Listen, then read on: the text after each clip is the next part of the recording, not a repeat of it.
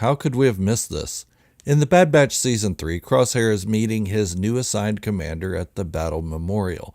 Crosshair has his order to do whatever is necessary to secure the release of Governor Groton from his separatist captors.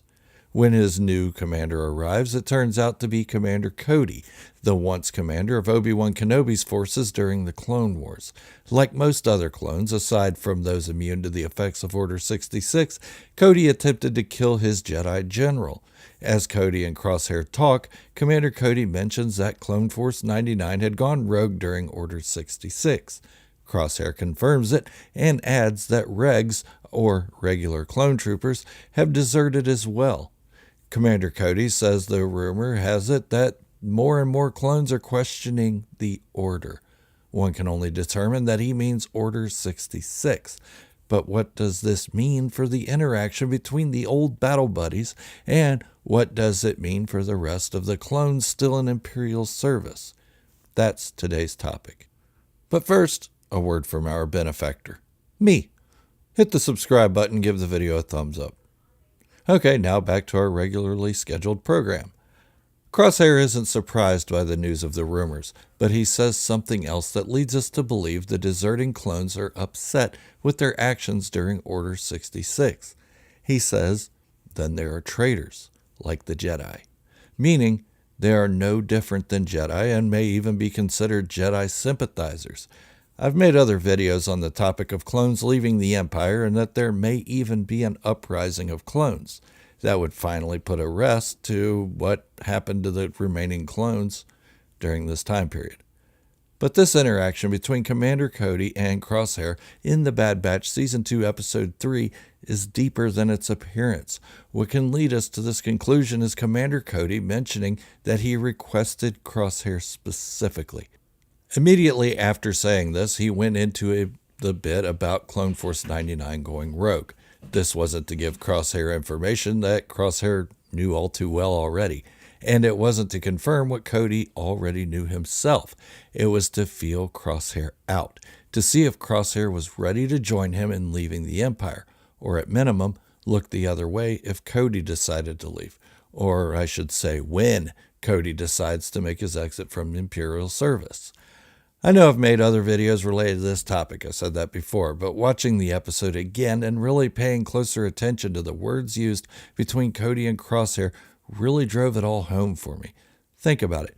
Clones are leaving the Empire because they're questioning Order 66, an order they had no choice but to follow, not because of their military upbringing alone, but because the chips in their heads took their free will away. We saw what happened when Captain Rex tried to fight it when he was being made to execute Ahsoka Tano. He couldn't do it. The chip was too strong. The Kaminoans said that the clones would follow their orders unquestioned, and in the moment of Order 66, they did just that. But now, they are resisting. Captain Wilco may have still been in loyal service to the Empire, but he was showing signs of questioning some orders. Maybe a side effect of the chips being activated is that the chips eventually wear off, and maybe they become even more independent than they were prior to the chip's activation. If they weren't forced into Order 66, do we think they would still desert the Empire? If the clones were used as more of a military with ending wars as a reason to exist, would they have stayed? Would they have been more loyal? Would the cloning continue? And the questions go on. And what would that mean for the rebellion later on? Sure, bring conscripts into service as stormtrooper police force, but leave the clones out of being occupation troops. Those are just thoughts, but the fact remains the clones aren't the same as we saw them in the Bad Batch Season 1, and Commander Cody was likely hoping Crosshair would join him, not only for a kindred spirit and brother-in-arms, but because Cody would need help evading capture. The best way to do that is by linking up with a group that has been on the run for months already and avoided being taken in, a group that is officially dead in the eyes of the Empire, the Bad Batch. Which brings me to my next topic. Why would Crosshair have lied to the Empire about Clone Force 99 dying in the bombardment of Kamino? assuming he did lie about it, which we can all safely assume is the case. Why? Because Crosshair was rescued by Hunter and company before they made their escape. They even tried to get him to join them. But 32 rotations later, when Crosshair was recovered, he made no mention that they escaped, and I'm sure he was questioned heavily about their fates. The Empire would wanted confirmation, and Crosshair was the only one who could give it to them. Then more questions are raised. Why would he lie for them? Why wouldn't he have told the truth? The simple and obvious reason is that they saved him. He may be a good soldier who follows orders, but he still had integrity. Crosshair isn't evil, just disillusioned by the Empire.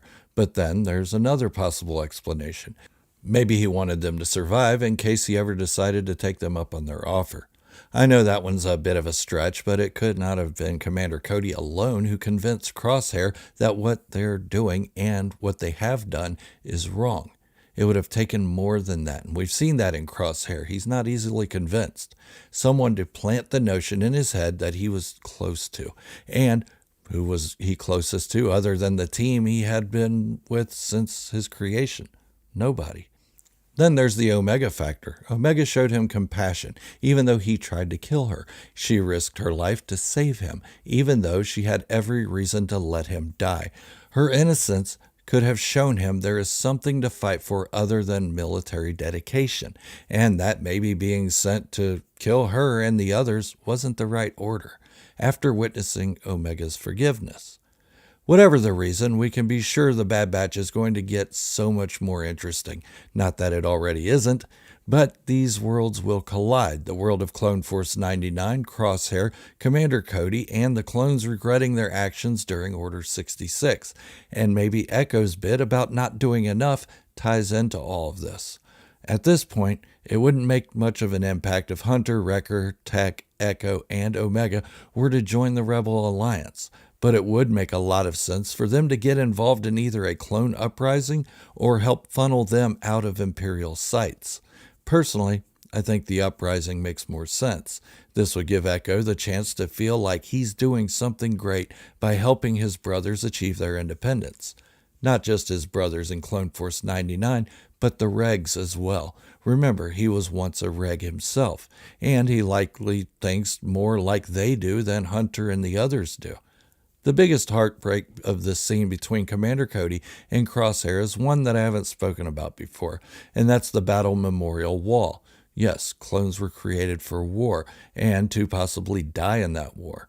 But the way Cody is viewing the wall is a silent protest, a protest that all these men have died in order to bring about the Empire, a regime bent on domination, not the peace that was promised, a promise that was a lie from the beginning, and Cody is beginning to put the pieces together. They were used as pawns in a war orchestrated by an evil madman who couldn't care less how many of Cody's brothers died to achieve his goal. There was no real war, only the war that Palpatine orchestrated in order to solidify his own power throughout the galaxy. These dead brothers and their fallen Jedi are a testament to that. But as a reminder, Palpatine, aka Darth Sidious, also promised the Separatists peace. We saw the peace they got in Revenge of the Sith. I know a lot of this was just spitballing ideas, and that's really all I meant it to be. I watched the episode of The Bad Batch again and just wanted to share some thoughts. That's all I have for now. But before I go, if you wouldn't mind hitting that subscribe button and giving the video a thumbs up, I'd appreciate it. And so would my channel.